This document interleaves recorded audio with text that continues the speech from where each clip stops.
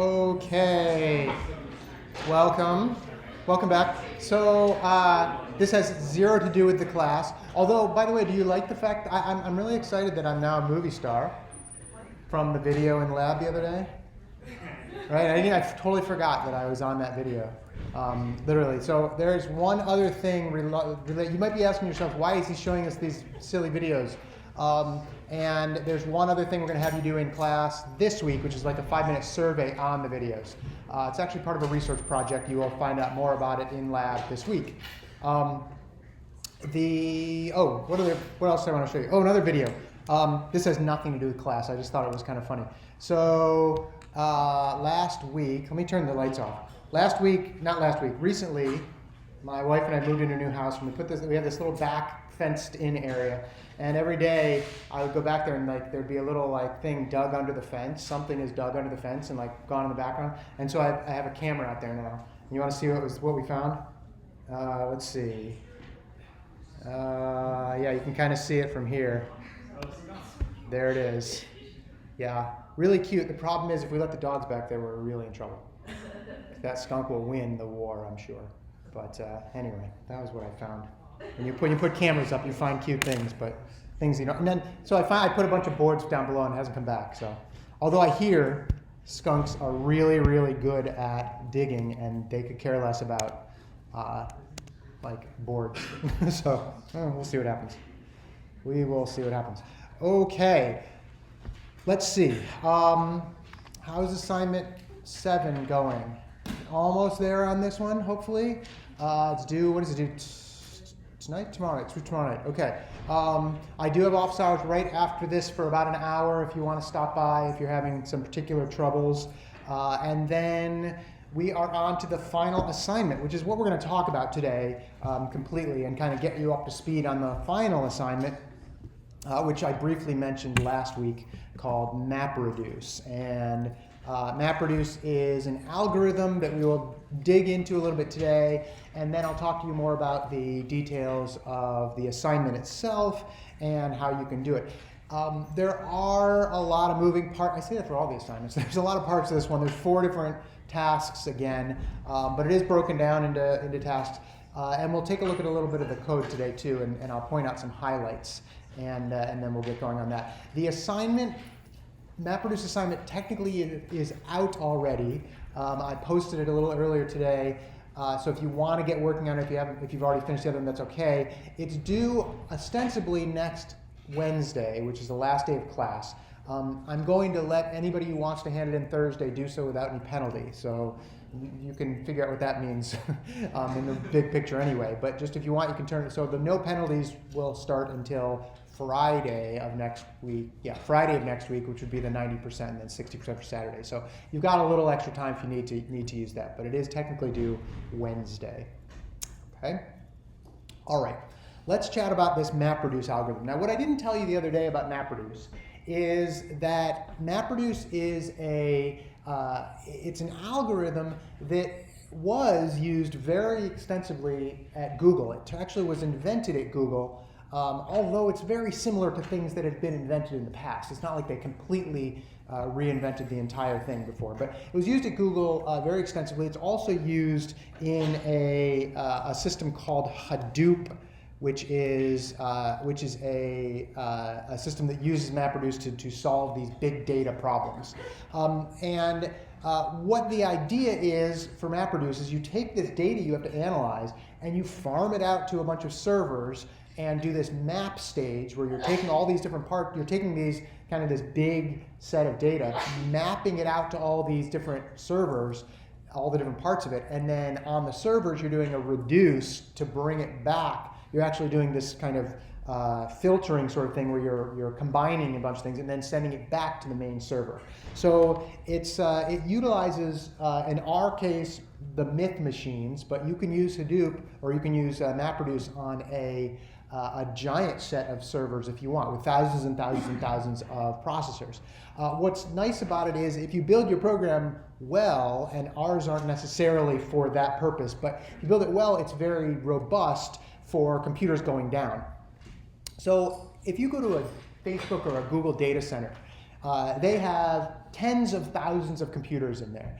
And every single day, many of those hard drives or computers will actually break, because tens of thousands, when you scale up, things tend to break. And there's literally people there who are hired to walk around with a cart of hard drives, or SSDs or whatever now, and like just go, and they look on their little computer and says, go to this row and this column in the data center and replace the hard drive. And then it's because it broke. And some of your data might be on those broken things, but you have to be robust enough so that the data is actually spread out across a number of systems. But it's the same idea with doing an algorithm that's using tens of thousands of computers. You need to write your application such that if one of the computers goes down, you don't have to restart the entire process. That would be deadly, because there's no way something with 60,000 computers could last for more than an hour without one of those computers breaking. So you have to be robust about that. And MapReduce allows you to do those things where you can be robust, although that's not really the point of our assignment. So I started this the other day. I'm going to kind of review just to get us back up to speed of where it goes. And I kind of already said this. You've got the map stage, the map part and the reduce part. And the map part takes the data and comes up with some intermediate result. Now, the intermediate result we're going to have, the example, and this is a classic example of taking a text of words and basically taking each word and putting it in a list in some file with a little 1 after it, saying there is one word with this number. And why the 1? It's so that you can add it up later. You could not have the 1 and just assume it's there, and that's fine too. But in this case, there's going to be an intermediate result, which we'll see, which is just a word and then the number 1 next to it, saying that's what was next. And this is not sorted at all at this point. Then you do this sorting stage where you might take a file and sort all the words. So it'll say like and 1, and 1, and 1, and 1. It's all sorted. And then you run a group by key, which basically goes down the list, counts up all the ands, and then writes one and the total sum. And then does that for all the other words. And then you have to reduce it, which basically collates all those results and then sends them back to the original server. Okay, so that's the big process. The mapping stage depends on what you're mapping. The reducing stage depends on what you're reducing. But the sorting and group by key, if you do the same for every problem, then they're always going to be the same. So you never need to redo those parts of it. Okay, and we'll talk in more detail as we go through this. So here's the little thing now. There's a couple Python programs that we're going to show you. And by the way, this isn't listed in your assignment itself, but if you want to use some of these Pythons in your code, you are welcome to. So you don't have to rewrite some of these algorithms yourself. So that's actually okay. It doesn't help the mapping and reducing part, but it helps the actual the kind of sorting and so forth. You can use these. But what this does is it basically this file goes through a standard in, and it finds all the lines, and then it splits them into by spaces or whatever, and then for each token in that, it will actually make the word lowercase and then match it and basically print out the word and then print a 1 next to it. That's all this part is doing. That's all this file is doing. Okay? How do you run it? You say something like this, and we will go do that. Let's see. We need to go into the right folder. You might want to write down some of these. You might want to have these files handy, because you will be able to call them without copying them into your folder. You'll see how that works in a minute. Let's see, Spring, and then live, MapReduce. Okay, so let's say cat Anna Karenina, and we are going to pipe it through /word count mapper. Okay, and that's all it's doing, right? It's taking every word and just putting a 1 next to it. Now, most of the time you would either have this itself go into a file, because you're going to do lots of these, or you would have it, you probably wouldn't have it just print to the screen. You'd probably have it piped out to some file. But that's all it's doing. Take each word, say 1, word 1, word 1. That's that. Okay? All right.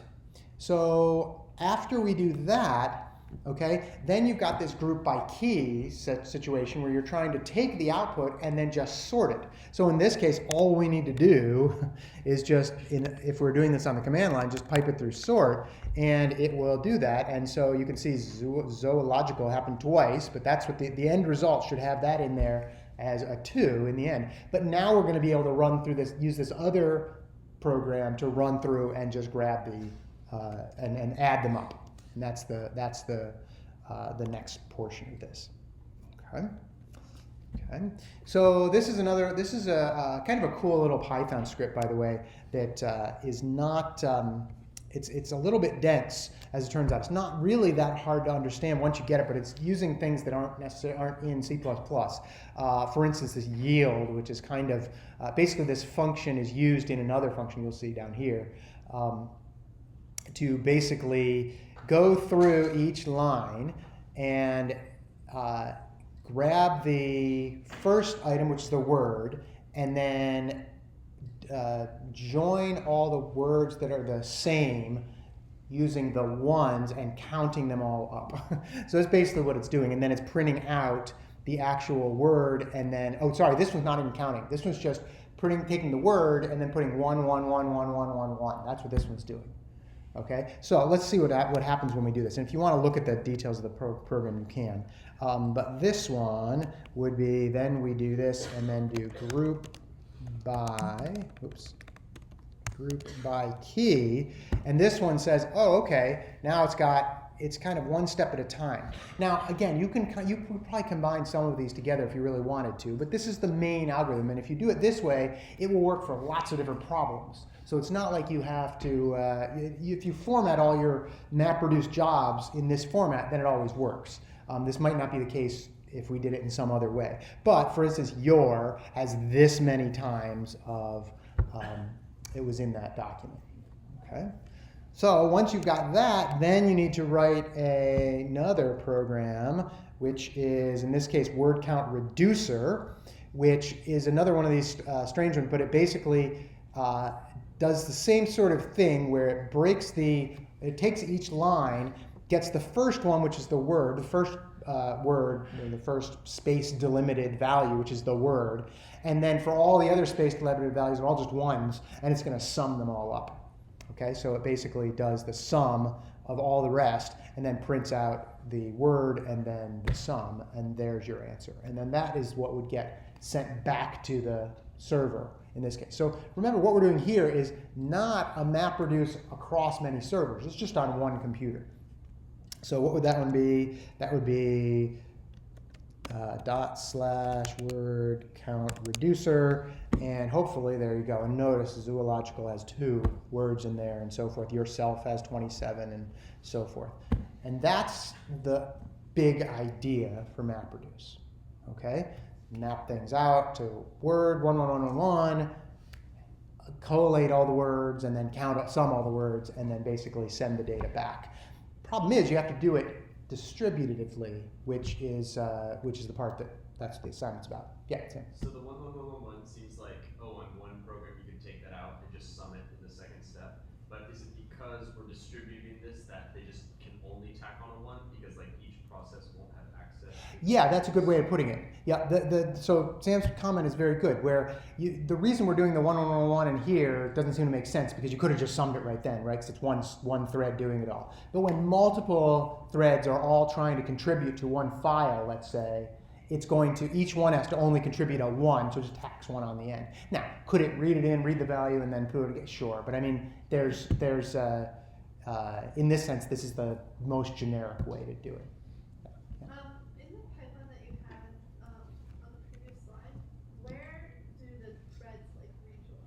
Yeah. So this is, remember, this isn't the one. This is now a single-threaded one. So there's no, where would it happen?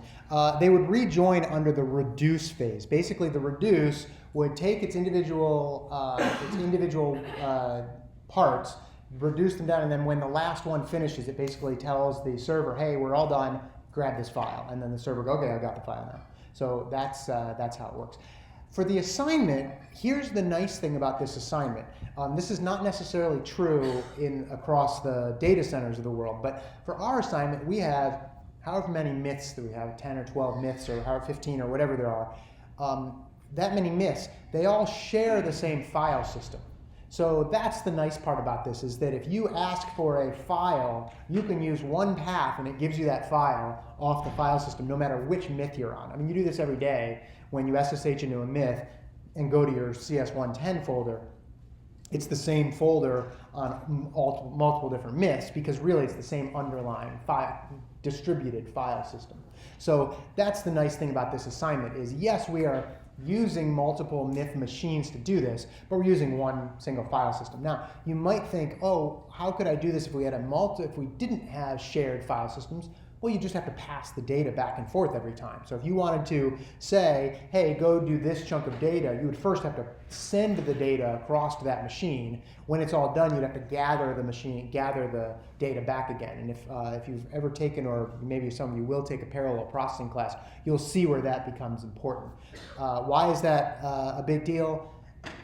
Sometimes it's too expensive to keep the entire file system synchronized across many data centers. It's not that bad these days, but it's to keep it all synchronized across many data centers is not really that efficient. So it's easier actually to send the data and retrieve it back versus just say, hey, read your local data and I'll get the response once it gets output to the files. So that's that. Okay, so questions on the MapReduce algorithm itself, besides the questions about like when do these parts happen? Anybody else have any questions on this? Yes, Bernie.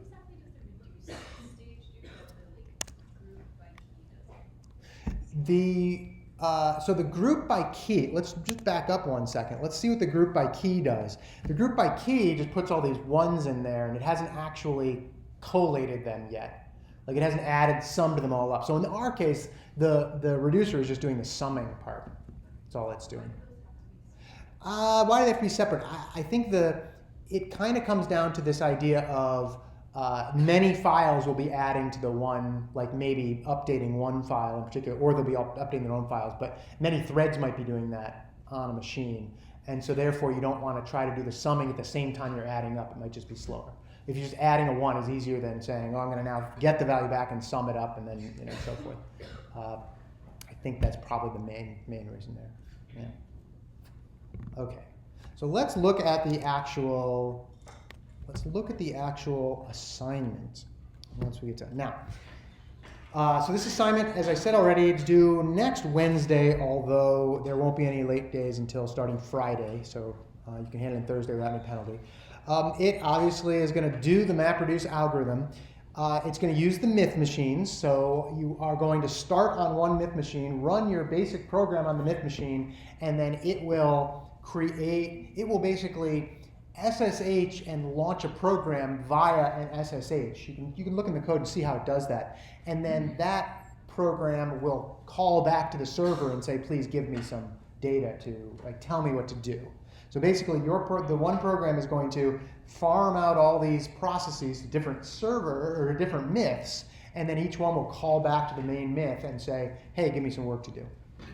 Most of this is already written for you, as it turns out. There's a lot going on there. So we've given you a pretty robust start to the program. What that means is that there's going to be a lot of code you have to understand beforehand. Now, this has been true in this whole class, and I was talking to somebody in office hours. I don't see that person here. I was talking to somebody in office hours a couple days ago about this idea that we have a ton of code to read through. And this happens wherever you go, right? How many people have done internships already in CS in some form or another? Yeah, have you found that there's like, you get to this place and they're like, okay, your job is going to be to do some updates to the code base. And you look at the code base and it's 1 billion lines of code.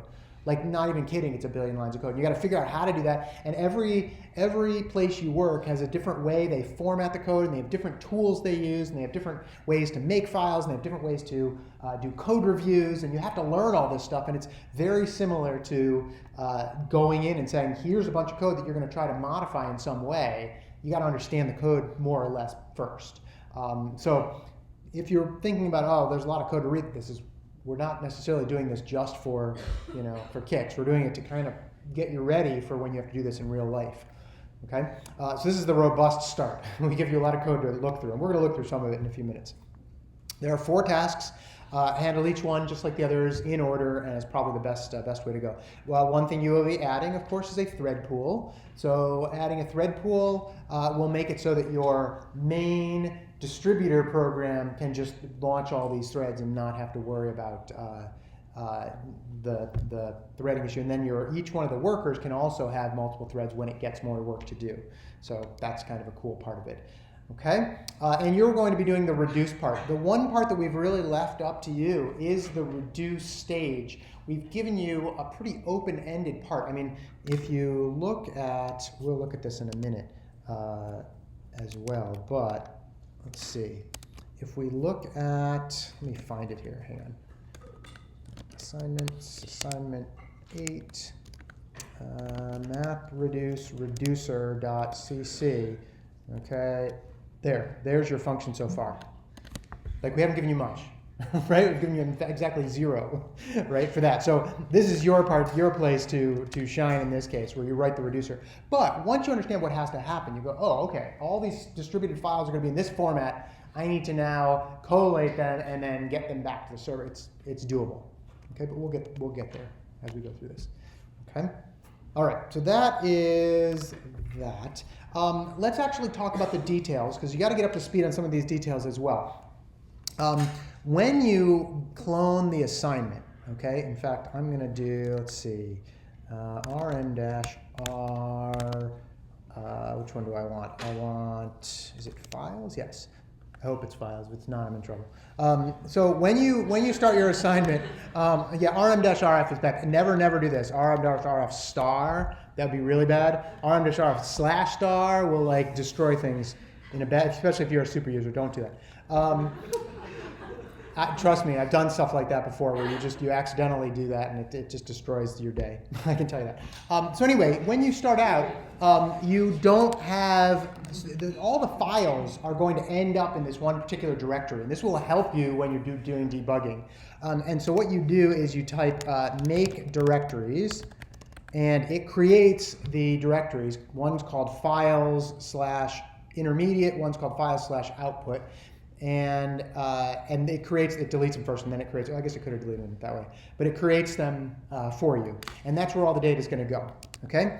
And then every time you run your program, you should clean that folder out by just saying make file free. And what that does is it just deletes all the files in there, okay, for you. And why is that? Because you don't want the files that are already there to be corrupt, to be there when you're trying to do a new batch of data. So always remember to do make file free. You only have to do this one once, but you have to do this one pretty much every time before you run the program. You should do that, okay? There are actually 5 different executables that this program entails. Okay, I'm seeing people go, what are you talking about? It's not that bad. They are the MapReduce overview program. That's like the one that's going to coordinate everything. You've got the MapReduce mapper, which does the mapping. You've got the MapReduce reducer, which does the reducing. And this is coordinating these. Okay, those are the ones that are coordinating all this. You've also got a program that we've written these 2 programs for you, the word count mapper and the word count reducer. Those are similar to the ones that you've already seen in the Python. Okay, so those are already built there. You will have to modify these other ones to make it actually work. Big picture. Okay. All right. So because of the way you're doing this, you might think, oh, well, how many threads do I need and how many different servers do I need and this and that? You have a file that's configuration file, okay? And in fact, let's go look at it right now. We will look at odyssey_full.cfg. Oops. There we go. Oh, hang on. I swear I hit, there we go. Okay, let's see, odyssey_full.cfg. So here's what's in that file, and this is, it's always going to look exactly like this in the sense. You tell it, you have a key that says, hey, what file is going to do the actual mapping of the words? Well, it's going to be this word count mapper program. What file is going to do the reducer, word count reducer? How many mappers are we going to have? Well, we're going to have 8 mappers. That's basically 8 threads that are going to be on different servers doing their thing. And how many different reducers are we going to have? We're going to have 4 reducers. Why is it that number, those numbers?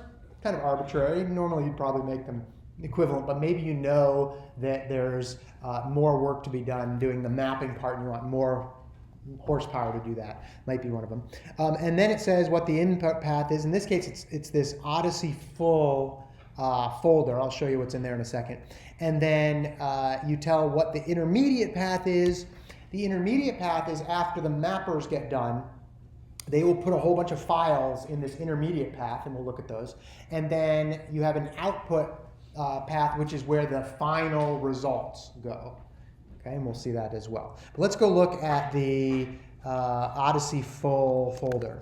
If we go to samples and then Odyssey full, we've got in here, we've already done this for you, where we've broken up the Odyssey textbook or text into 12 different files. Okay, and let's look at one, 00007.input.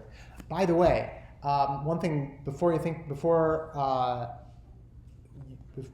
get to this part, see how it's like 4 zeros and a 7 and 3 zeros and an 11?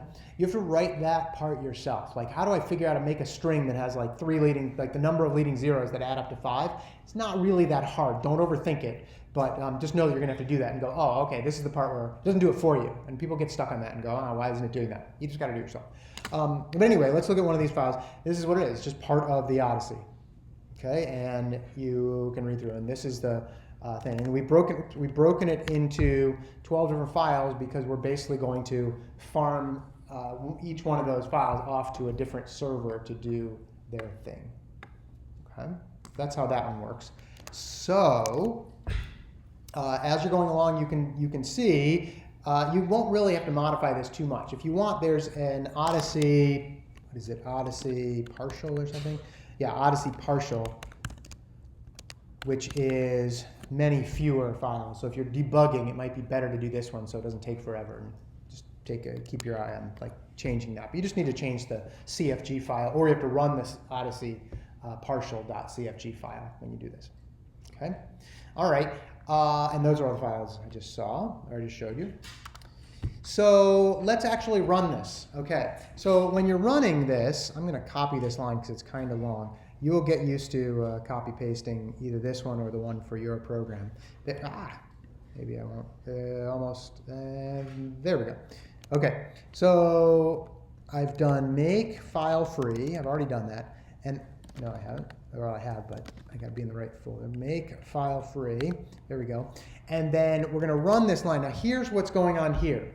The first part of this is the MapReducer coordinator. That's this part, right? Where is it? This part right here. We're going to just run the solution when we see it. And then the mapper is going to be MR, the mapper solution. The reducer is going to be MRR solution, and then the config file is going to be this.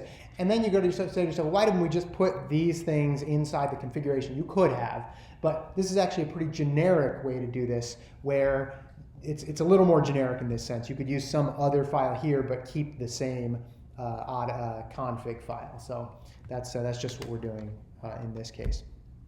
Okay, let's run this, and you will see lots of stuff flying by. Okay, so all of this log data is not bad to use if you need to figure out what's going on, but there's lots of it here. And it is eventually, this is the full version with threading and all, so it's actually relatively quick. It goes through and eventually it says, okay, here's all the output files and what they hash to, and it's hashing the output files so that you can check the answer. Remember all the way back to the first assignment, or the file assignment? Same sort of thing, where you can go, oh, mine hash is the same, we're good to go. Okay, so that's what you're gonna want to do there. And as I said, your program is calling all of these SSH things. Now let's actually look up how it's doing that. SSH star.cc. There we go. So it's basically doing some it's got some streams in there, and it's basically just doing something like that, where it says, oh, okay, that's going to be you, and it's going to tell it how to do SSH to there. Okay, so there's lots of fun stuff going on there. You might be asking yourself, how does it know your password? And I actually don't know. I forget how it actually does that part. I'll have to look up how it does that part. What's that? It doesn't know your password, so it does it without having to know your password. I forget how though. I'll look it up. I forget how. I'm not sure. But anyway, it does that. And then let's see what else. It's all of the different communications that are happening here. Like it says, oh, informing worker at myth52 that all file patterns have been processed. We're going to see some of these to do that. Keep all these in mind because these are going to help you when you're debugging this. Okay? All right. So that's that. Now let's look at where the output happened. Okay? So if we do files/intermediate. Okay. There are a whole bunch of files in here. Okay? Now it turns out that this is how they actually work. 00001.00000.mapped, okay, is basically saying from file 00001.input, it takes a subset of words that are individually hashed to go into the 0000 mapped file. And anytime you have a .0000.mapped file, it means that that word happened to hash into that number mod. I believe it's 32. So if we go down here and we look up the map, yeah, it goes 0 to 31. So each one of these says 31. Now there were 12 different files. There were 32 individual mapped files for this. So 32 times 12 is 384. There should be 384 different files in this folder, and there are in this case. Okay? We'll talk more details about what that is. The first time I looked at this, I'm like, what's going on here? I'll show you. Okay? So if you look at all these files, okay, this is what the word count mapper produced. Okay? And it will look familiar when we actually look at these. Okay? The word CountMapper placed these files in here, and they represent the words from the input that hashed to that particular number on the end here, mod 32. And I'll show you what that hashing means. And I wrote a little program to test it for you too, so you can test out a word hash if you're having any trouble with that. But let me show you what. Let's see. We looked at 12.28 vim 00012.00028.mapped. Does this look familiar? This is what the output of the mapper was earlier, in that it takes, these are actually a little bit farther down the line. This is all of the words from 00, what did I do? 00012. From 00012, from 00, whoops, hang on, there we go. From 000, hang on, there, let's see, hang on. Let's do this. FG. There we go. All the words from 00012.input that mapped to, or that when hashed, ended up with a value of 28 after being modded by 32. Let me show you what that means. Okay? The is in here. It's in this list. So the, if we run it through some hash function, you get a number, right? Let's go do this. I wrote a file, or wrote a program. Let's see. It is, let's see, CS1. I'll just run it from here. CS110. You can run this too. Let's do it from there. You can run it like this. You do /user/class CS110 no, well, we don't need that one. We can do lecture examples. There we go. Lecture examples, MapReduce. Oh no, it's not made. You do have to make it. Sorry, you have to make it first when you download it. User, let's see, CS110 Spring Live MapReduce hasher. Okay. If you run hasher, it says please provide something to hash. So if we provide the, then it will hash into this number. What is the hash function? It's something built into C++.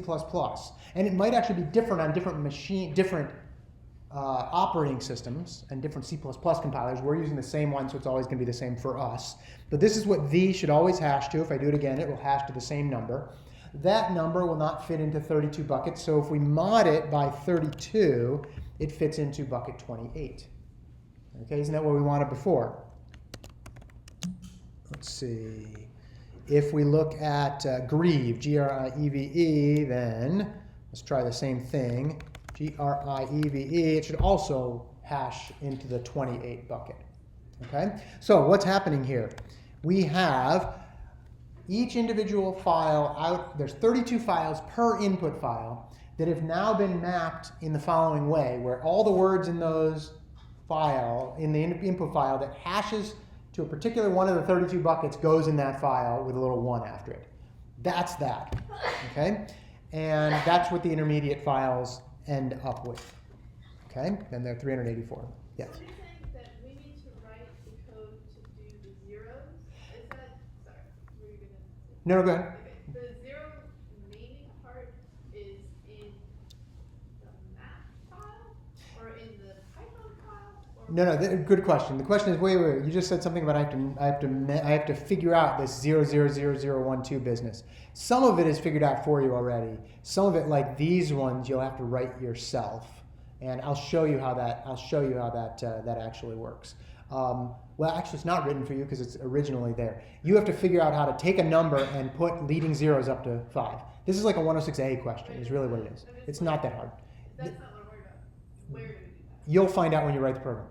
I mean, it's in the it's in the mapping stage is what's happening. Yeah, this is happening. It's not in the Python program. This is going to be in C++. You're going to figure this out. Okay. You're not quite using it. You're not actually using any Python yet. You'll see where that happens a little later. Okay. But now, are there any questions about what the results are and why there's 384 files here?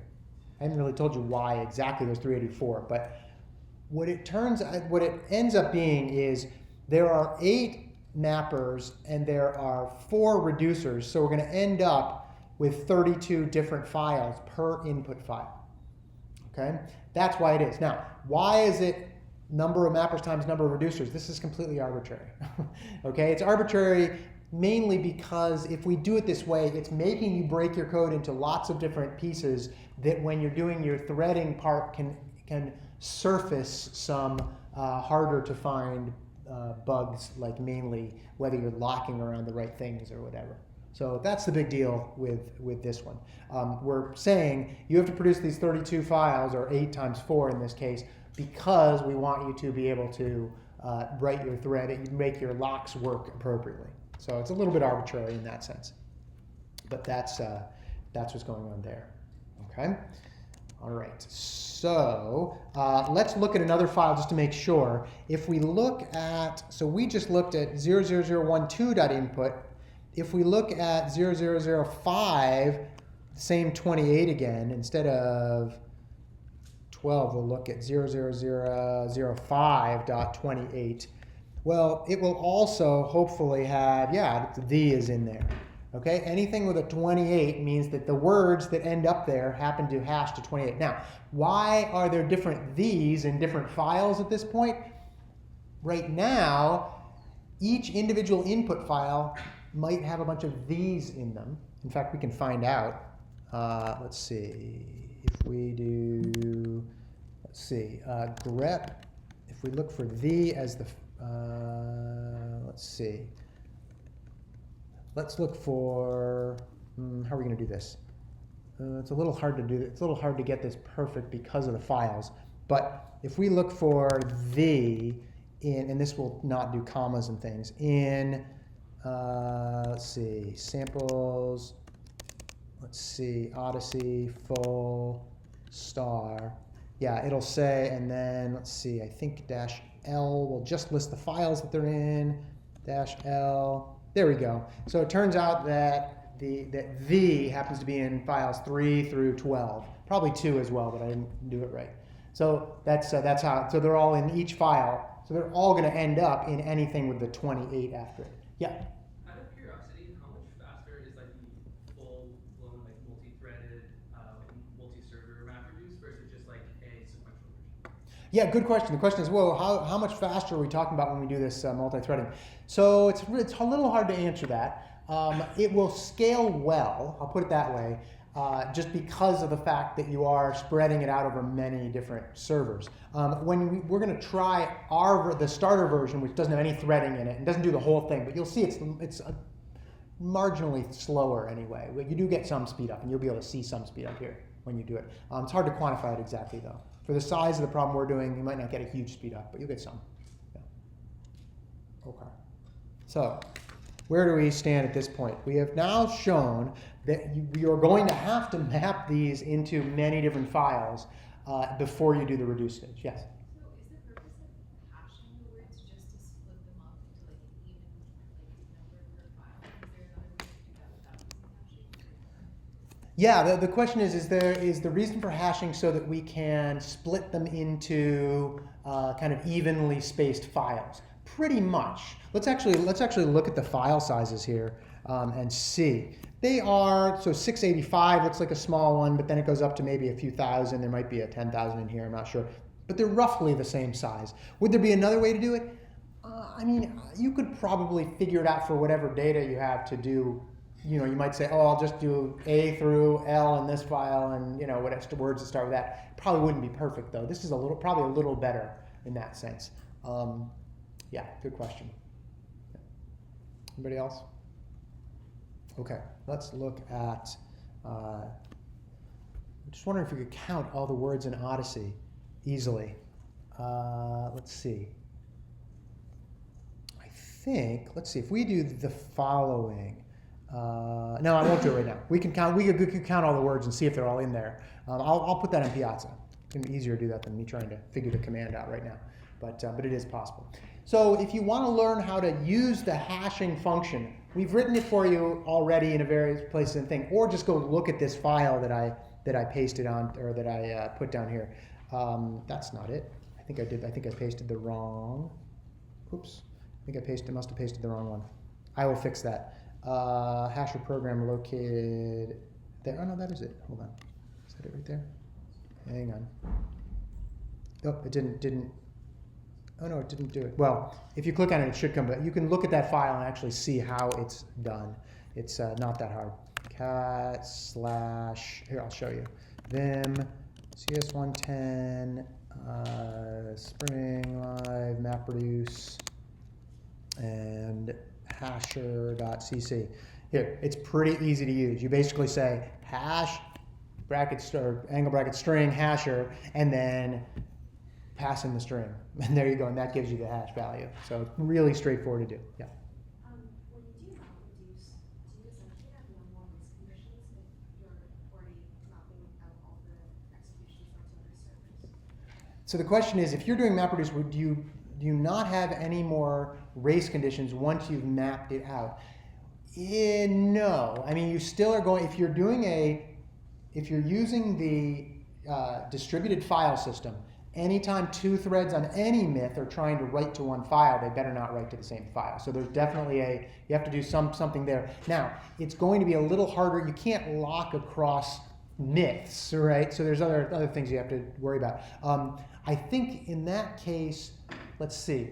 No, as long as you have if you have multiple threads, you could run into that problem. So each individual myth one is not going to be writing to the same file as some other one. So that's a good thing. So it'll work out in the big. You still have to think about it for the threads. Just like you normally do. I should just back up. Just think about it exactly like you normally do. If multiple threads can modify a data structure at the same time, I'd better stop. I'd better lock around those. That's the maximum you have to think about. Okay. So, so let's actually run the starter code, okay, and see what your starter code actually produces. Okay, I'm going to do same thing as before, make file3. Okay, and that will clear everything out. Don't forget to do that. And then I'm going to just copy this little line here. Okay. So this one is basically using your version of the one that we give you for starter code, and the MRM one, which we give you, and the MRR, which we give you. And then it says map only. This is because we didn't write any reduce for you. And then the quiet means don't print any details out except for these hashes that you'll see that it'll print out. Okay, so that's what we're going to run, and you can see how fast it is, if it's faster or slower than before. Okay, let's see. I'll do it from up here. There we go. Okay, so it's going. Right now we have to wait around. This is only the mapping part. right? And there it goes. So that's that. So the mapping part, I guess you can't really tell, but it tells you some of the hashes that come out. Let's look at the files right now, intermediate. By the way, if we looked at the output files, there are none because there's no reduce stage yet. But if we do intermediate, then your solution does not break it into, or the solution, the starter code does not break things into any of the hashing. That's the part you're going to have to do. But what it does do is it already maps to, like the words for you, 0001.mapped, and look what it does for you already, right? So in this sense, you don't need to use that Python program to do anything here. We've already written that for you in C++. Okay, and this now is fairly far along the path of like how it's doing the mapping for you. Okay, and let's do it without the quiet part. I want to do make file free again. I'm going to do make file free again, and then I want to do this without the quiet, and you'll see what other things are going on here. Okay, so it's still communicating, so it's already doing a lot of that communication stuff. So it's not like it's just doing it locally like those Python scripts. It is actually communicating and sending back data. So I mean, a lot of that's already written for you. Question? Yeah, so you're saying it's not doing the hashing to the individual little ones? It's not doing the hashing, right? And so, but when you were looking at that, like 001, whatever it was, Yep. there was still like seemingly the right number of words in there. So do we need to break it up more than that, or are there too many words in this one? Yeah, so this is only partially the way there. Now you are still going to further need to break it into 32 in the case of the 4 times 8 different files for each one of these input ones. And you're going to do that by hashing them there. And again, part of this is arbitrary about why we're making you do that part. It's part of it to have more files that can be spread out among more servers. And part of it is to kind of test that you can do locking and multiplex or multi-threading well. We've given you a thread pool. It's not like you have to write that part. You just have to write the locking and do the proper locking. Which really, in the big picture, the biggest part about going forward from here, you've now written thread pool and you've done regular threads and things before. From now on, you'll probably just use a thread pool or maybe use threads individually. But this, now at this point, the important part is, do you really know how to lock in the right places? That's the important part. Okay. All right. Other questions? Okay, so let's go back here. So that's what our main, that's what we've actually done in this program. And you can see that actually what we can do now actually is see where the shows up. Let's see, grep, and we'll do the, we'll do it this way. The in file/intermediate star and -L. This is it should tell us which files it actually found the in. And in this case, it found it in all but one. So the only file that didn't have the in was 1 in this case. So it's already broken it up into, or it's already taken each individual input file and done the first round of mapping for you. Okay, so where does that leave us now? Well, let's look at some of the files. Here's the main files that you'll have to look at. Now, by the way, there's 4 tasks. Task 1 is understand the files. You don't actually have to do anything for task 1 except absorb. And you have to kind of do that in the best way possible. But don't skip task 1. You'll get crushed because there's too much to understand, right? Even though it's just reading. And don't try to just jump in and write this stuff, right? First, try to understand these things, okay? MRM, that is the entry point. That's the client of the MapReduce server, okay? And the server invokes MRM remotely, like on each machine. So each machine gets a MapReduce mapper that runs on it, okay? And then, as I said, the reason this works is because of the FS file system. MapReduce mapper is the class that actually does all the server business, okay? And here's the most interesting part about that. Let's let's go look at MapReduce Mapper and MapReduce worker. Okay, if we look at, let's see, let's see which one, what's the name of the file. It's MapReduce, we'll look at MapReduce worker first. Okay, let's look at MapReduce worker.h.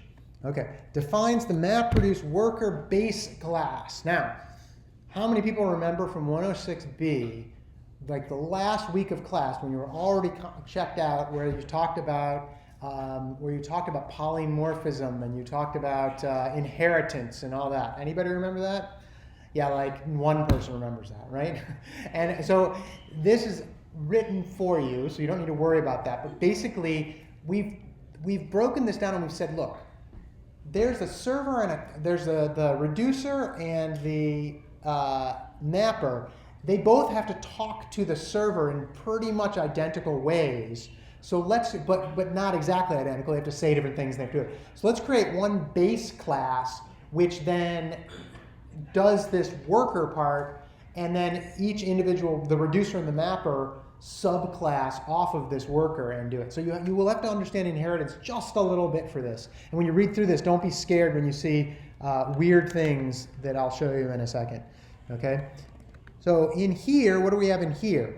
We've got a huge set of parameters for this. Okay? And then we can request input, and notice there's client stuff in here.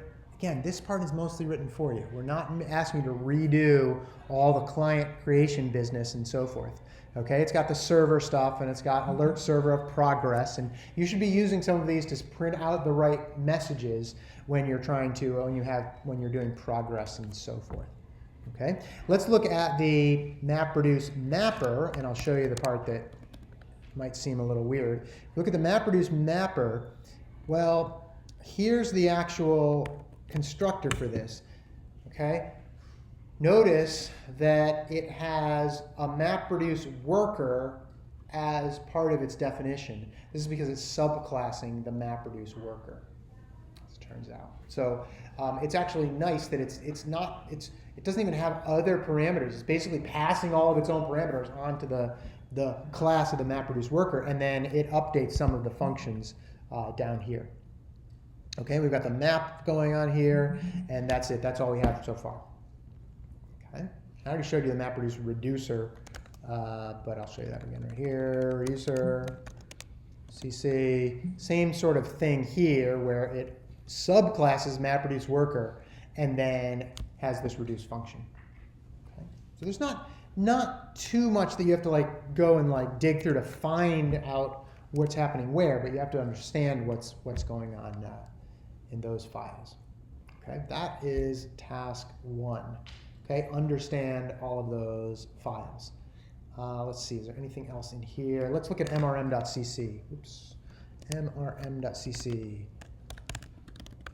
Okay, this is basically saying right now, map.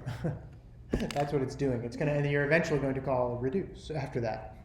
Okay, so you got to do that, and then you have to do reduce. What you're also going to have to do, as it turns out, is you're going to have to modify the number of parameters in here. You'll find out when you read through the assignment.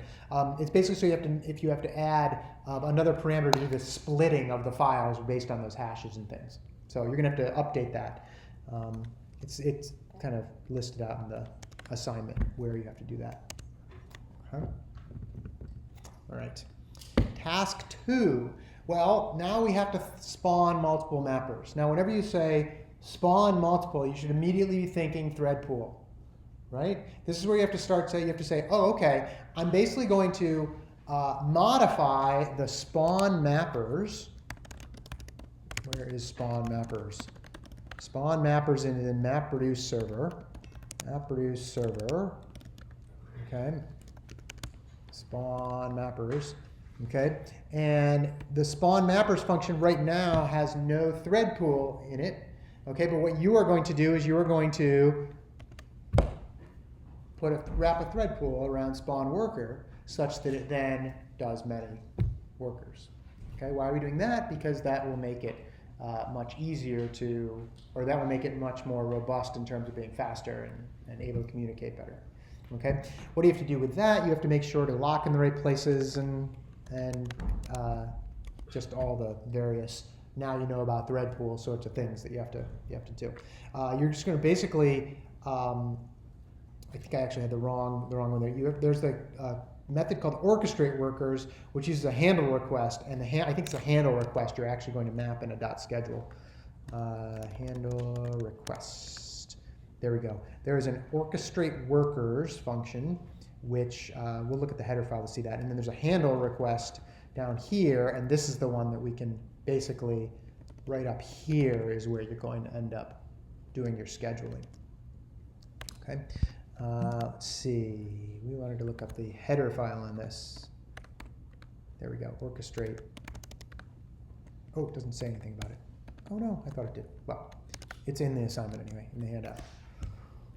Okay. Make sure you do your right mutexes and lock around things that are going to change from multiple threads. You can look through the code and see where that happens. Okay? Question?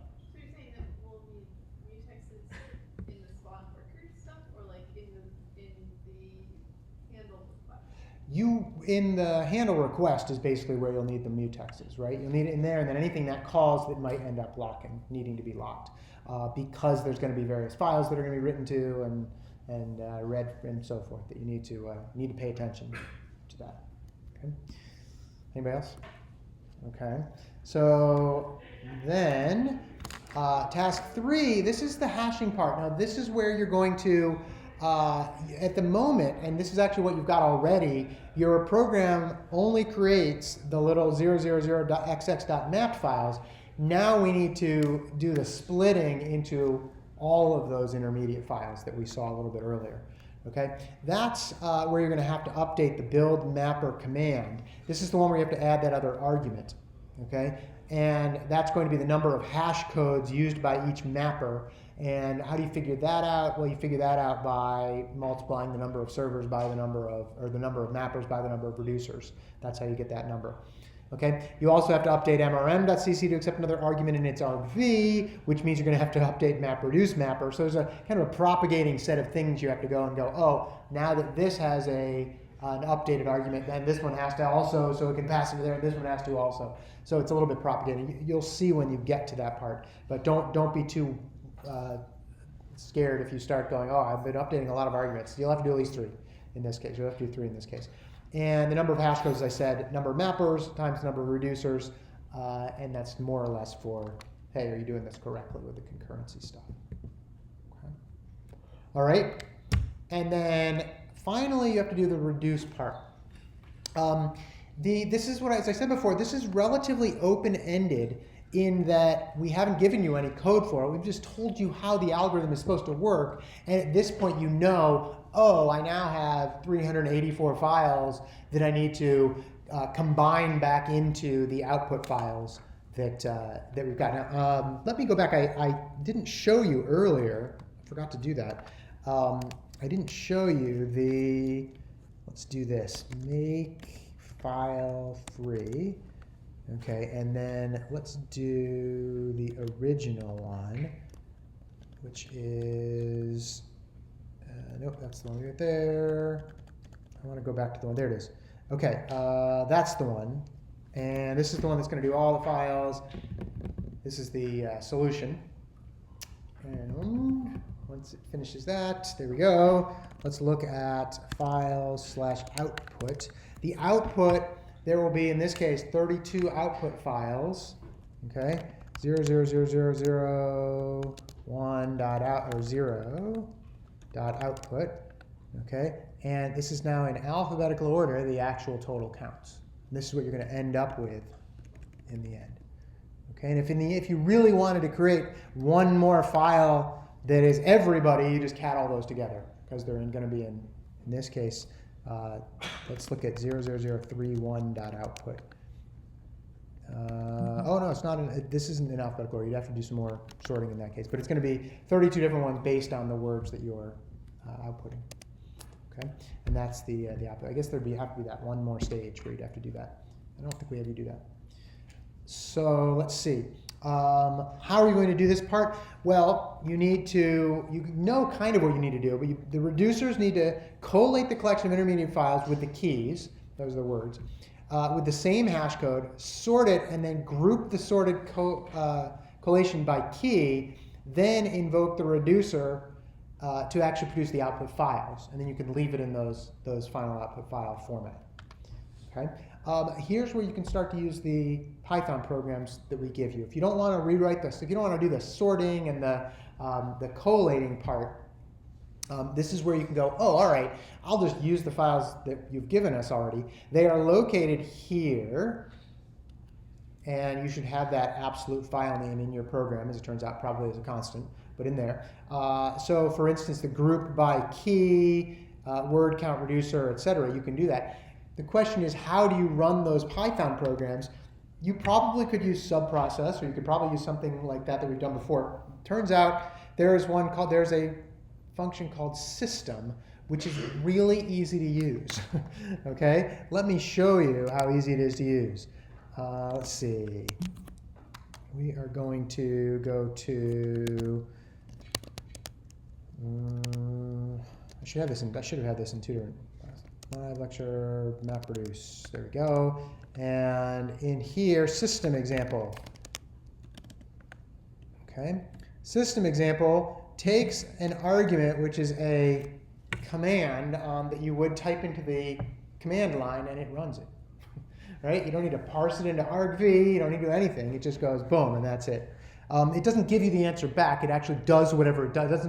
You can't gather the input or the output back. You have to actually pipe it out to a file. But for instance, I will give you the example here. I'm going to have to retype this a little bit, but let me show you what this one would be. Make sure you got it there. Remember this thing that we had before where we had all of the different, we had this whole Python stream here? Well, if you can run this exact command from your C++ program by using that system command. So it's pretty straightforward. If you ran this, it should, there you go, output to, what did I call it, all output.txt, and there you go. So you can run this for each individual file by using that system command. So you don't have to do the sorting, you don't have to do, I mean, it does, in this case, you're not going to do all of this pipeline, but you can do part of it. And it's a little easier than writing it in C++. Feel free to write it in C++. That will probably be a little quicker because it's not having to call all these functions that are outside of your program, but up to you. If you want to do it a little easier, because we've already done some for you, go right ahead. Yes? So Matt already mentioned this when we talked about the hashing, but so how do we alphabetize the whole shebang? How do you alphabetize it? Sort. Right? So this is what we've done with the Python program, right? Python program in here calls the sort function down here. And you would do the same thing. You could use the sort, you could use C++'s sort function if you have like or you could read all the files in and then sort them that way. You could do that as well.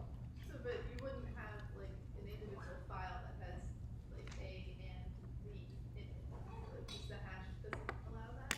No, you are going to sort the individual files, right? And you could do that by reading them in and sorting them and pushing them back out to the file. That's fine. Or you could use this, which does it for you.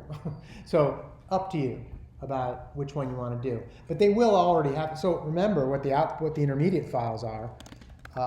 Let's see. Intermediate looks like, let's look at one, 00006.00029, oops, dot mapped. It already looks like this, but that's not sorted. It's just as they came in the file. That's what you've got. So you need to first sort them, and then you need to collate them, do all the ones, and then you need to add up all those ones. Those Python programs do it for you. Might as well use that if you can. You have to figure out what the file names are going to be and so forth, but that's the basic idea. So up to you if you want to do it either way. I'd probably suggest the Python version because it's easier to implement. But the Python version takes in one file, so you have to run it on all of them? You have to run it on all of them. Yes, you do. You do have to run it on all of them. Yes. All that are individual ones, you have to run that on. You'll see when you get to the output. But yes, you'll have to run that on all the individual files. And then once you have all those files, collate them together. Okay. You'll see. You'll see when you get there in the program about that. But that's the basic idea. Okay. All right. that's how you do that. There's one hint here that I wanted to just point out. It may not make much sense right now. Once the MapReduce job has gotten to a point where it's going to do the reducing, okay, you're going to have to reduce all of those individual files that have the same hashes, right? All the ones that end, for instance, in .00001.mapped, okay? I think I might have missed ending in files. Yeah, I think I might have missed something there. But anyway, all the files that end in this case in .0001.mapped, you need to get all those files and do the collating on them, okay? So you're probably going to want to have some sort of pattern matching built into your program so that it does that. You basically say, here, all the files that you're going to have only use the ones that match this pattern. And it's not that hard to do. Just keep in mind you're going to have to logically figure out how to write that part, okay? You are totally allowed to have as many more intermediate files as you want. Just remember to delete them before you're finally done. Like, create as many intermediate files as you want, and then after you get everything into the output, delete all the intermediate files except for the ones that we wanted you to leave. Just make sure you can do that. So if you want, you can have those. And again, I know at this point, some of this doesn't make much sense yet because you haven't actually dug into the assignment, but it will once you get there. Okay? All right. What other questions do you have? That is the MapReduce program. Don't be scared of it. It's just like if you thought at the beginning of proxy, you're like, how am I ever going to do it? Go through all this. It's the same sort of idea. There's lots of steps. We write out a lot of it for you. You will get there one step at a time as you go through it. Yes? So how does this relate to computers going down? This doesn't. So, good question. The question is, wait, how does this result? How is this robust for computers breaking and so forth? This one isn't. But you can imagine that if you wanted to make this more robust, you would. In fact, I'm not sure that we haven't written some of this in there. But if one of the myths, let's say, doesn't return your values, you're going to have some timeout in the main mapper the main program that's doing this goes, oh, I better send it to I better task a different myth to do this because this other one seems to be flaking out on me. Yeah, I misunderstood. I thought you're saying MapReduce is an algorithm to fix that problem. But that was an example of the super.